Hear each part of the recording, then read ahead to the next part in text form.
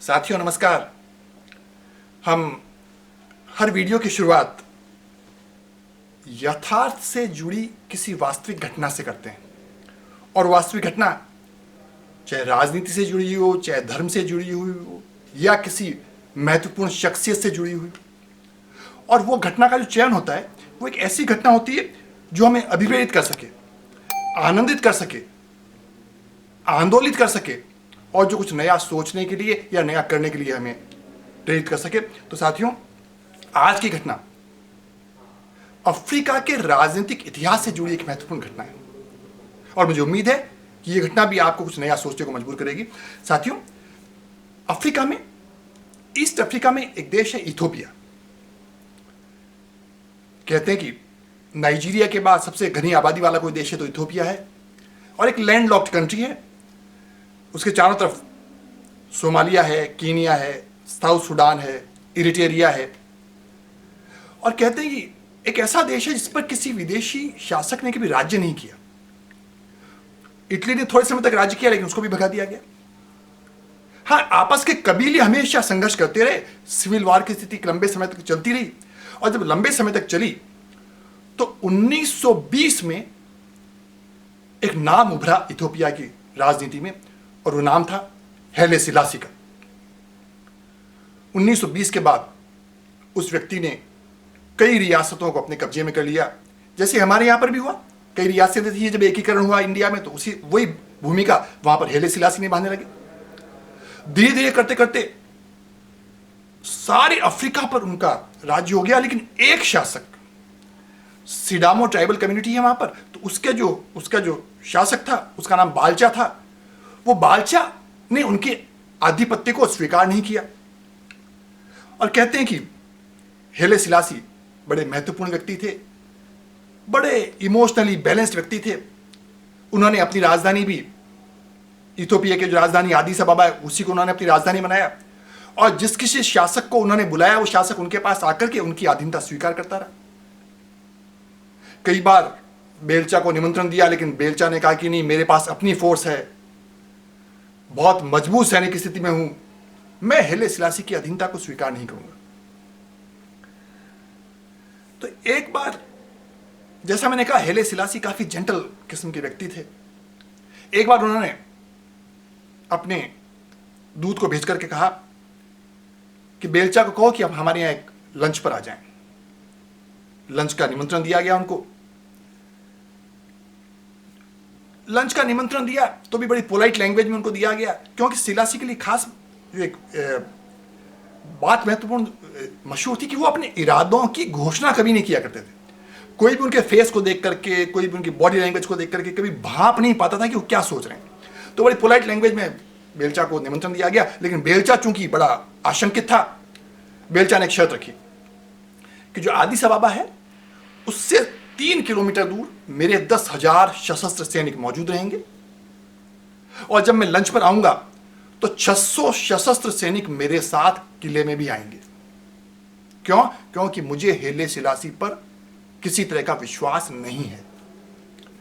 तो हैले सिलासी ने कहा कोई बात नहीं, दोनों शर्तें मंजूर कर ली गई पूरे लवाजमे के साथ। और उस समय 10,000 की सबसे बड़ी सेना सिर्फ बेलचा के पास थी। 3 किलोमीटर दूर सारी सेना को रोक दिया गया।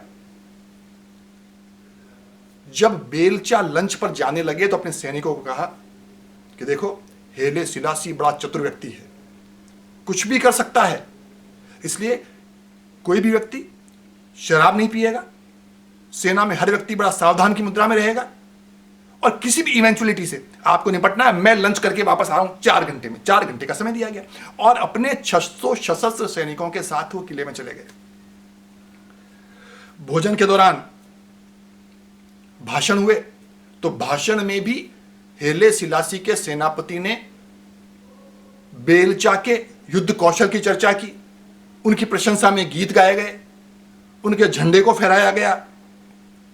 और जब विदाई हुई तो भी बेलचा के समर्थन में 21 तोपों की सलामी भी विदाई में दी गई। साथियों, जब बेलचा किले से बाहर निकला तो अपने सेनापतियों से कहा कि मुझे लगता है हैले सिलासी डर गया है, और अपने सेनापतियों से कहा कि कुछ ही दिनों में हमें इसी आदिस अबाबा के किले के अंदर प्रवेश करना है और हेले सिलासी की सेनाओं को हराना है।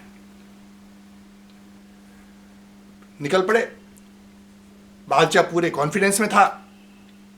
3 किलोमीटर दूर जब चल के आता है अपने सैनिकों से मिलने के लिए, तो बड़ा अजीब सा मंजर देखता है। साथियों, एक भी सैनिक नहीं वहां पर, पूरी की पूरी खामोशी छाई हुई है। और वो अपने सेनापति को देख करके कहता, ये क्या हो गया? जब जानकारी की तो पता लगा कि एक दूसरे छोटे से रास्ते से हेले सिलासी के सिर्फ 50 सैनिक आए और उन्होंने बालचा के सैनिकों को यह कहा कि थोड़ी ही देर में दोनों शासकों के बीच में समझौता होने वाला है और दोनों शासकों ने आपके लिए ये सोने के बिस्कुट भिजवाए हैं। सोने के बिस्कुट थैलों में भर के लाए गए और हर सैनिक को बड़ा बड़ा सोने का बिस्कुट दिया गया और बदले में उसकी राइफल ले ली गई। हर सैनिक को सोने का बिस्कुट दिया गया और उसके हथियार ले लिए गए। और कहते हैं कि 1 घंटे में 10 के 10,000 सैनिकों के हथियार ले लिए गए और उनको सोने के बिस्कुट देकर के उनको विदा कर दिया गया। कहने का मतलब साथियों यह है कि बिना एक गोली चलाए भी सत्ता परिवर्तन किस तरह से हो सकता है। बिना कुछ कहे भी जिंदगी में बहुत कुछ किया जा सकता है। कहते हैं कि 44 साल तक हेले सिलासी ने इथोपिया पर राज किया, लेकिन वो रहस्यवादी व्यक्ति बने रहे। No one could figure him out. Ethiopia में 44 साल तक उन्होंने राज किया, 1930 से 1974 तक, लेकिन हमेशा उनका रहस्य एक अजीब सी पहेली बना रहा लोगों के लिए। कभी नाराजगी नहीं की उन्होंने, कभी गुस्सा नहीं हुए, कभी हड़बड़ाहट नहीं हुई। एक पीस लविंग जेंटल नेचर का व्यक्ति रहा। लेकिन जब सत्ता बदलने का मौका आया तो बिना कुछ कहे चुपचाप उन्होंने सत्ता को बदल दिया। कहते हैं कि जब आप कहीं भी किसी महत्वपूर्ण विषय पर हो, महत्वपूर्ण एजेंडा पर काम कर रहे हो, तो आपको एक थिक स्मोक स्क्रीन हमेशा अपने इर्द गिर्द बना के रखनी चाहिए, ताकि बाहर का व्यक्ति आपके इरादों के बारे में जानकारी ना रख सके। जरूरत से ज्यादा बोलना, जरूरत से ज्यादा अपने इरादों की घोषणाएं करना हमेशा संदेह पैदा करता है व्यक्ति के लिए। इसी के साथ साथ कहा जाता है कि आपके अपने फेशियल एक्सप्रेशन को भी हमेशा साधारण रखिए। कहते हैं कि अमेरिका के प्रेसिडेंट रूजवेल्ट थे, वो भी इसी तरह के रहस्यमय व्यक्ति थे। कोई भी व्यक्ति अमेरिका में यह नहीं समझ पाता था कि अगले 2 घंटे बाद क्या होने वाला है। इसी तरह की दूसरी शख्सियत अमेरिका के इतिहास में हेनरी किसिंजर की रही। बड़े से बड़े समझौते उन्होंने किए, महत्वपूर्ण व्यक्ति रहे अमेरिका के इतिहास में, लेकिन कभी भी उनके रहस्यों को व्यक्ति जान नहीं पाता था। इंडिया में कहते हैं कि जब तक प्रधानमंत्री श्रीमती इंदिरा गांधी रही, एक रहस्यमयी व्यक्तित्व हो रही। कभी भी उनके चेहरे को देख करके ये पता नहीं लगाया जा सकता था कि अगला कदम क्या होने वाला है।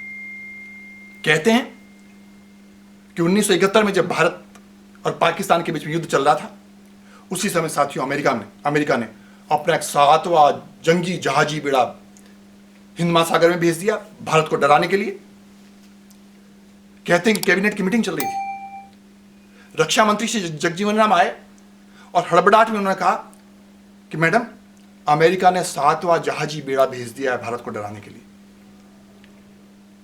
फिर 3-4 मिनट हुए, फिर उन्होंने कहा मिसेस गांधी को कि मैडम, अमेरिका ने अपना 7वां जहाजी बेड़ा भारत की सीमा में भेज दिया है।